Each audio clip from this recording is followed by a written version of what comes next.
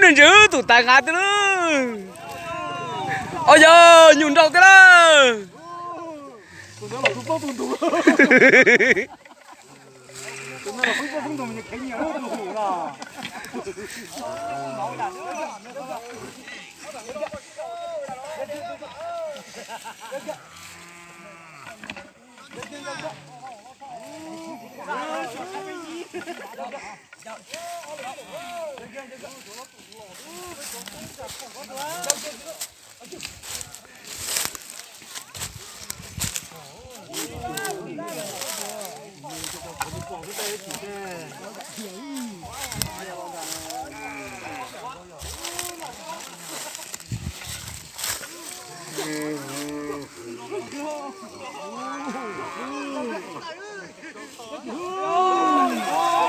Yeah.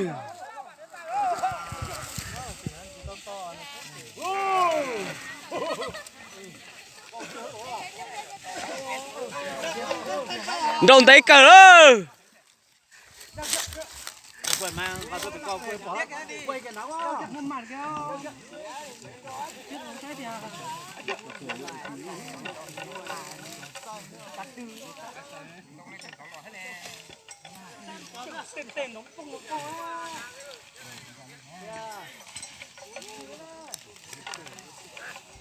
Đi ra nên nhiều lo.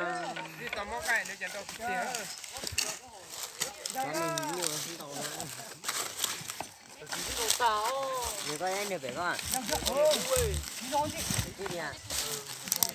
Bầu rùm tua đấy.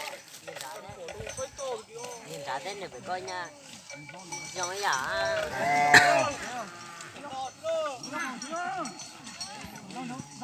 Thôi để chúng nó tụi một từ đây thì thiếu má.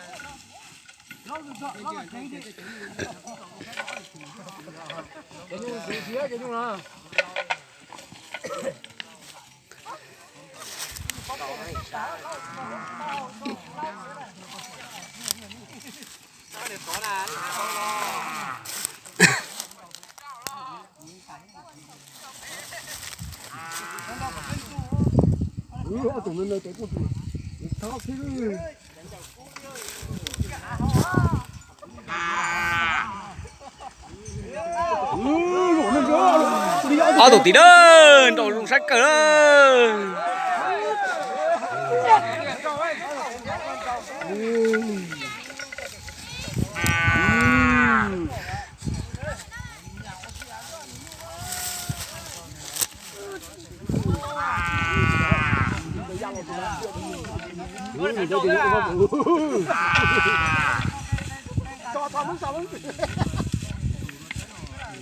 Khẩu mũ đó nếu phải vì chắc là nhiều lo đi.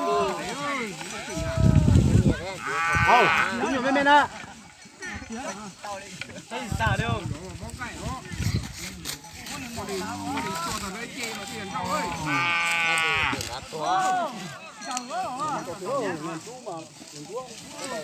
Nhìn chúa bộ tàu đấy.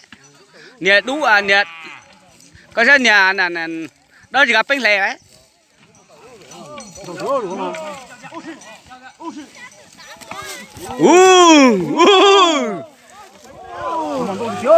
Nó mà ô tiền tiền rồi.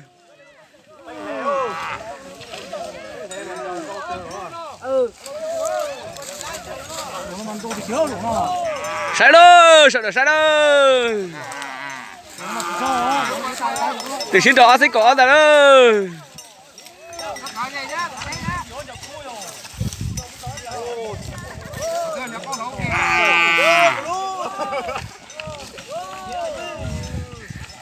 Nên thả đến đi ba.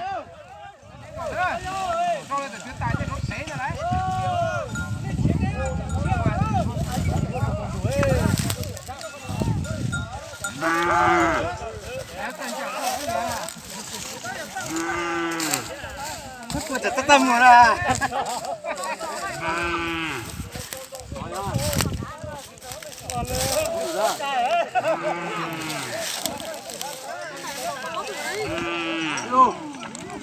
Hồn đã.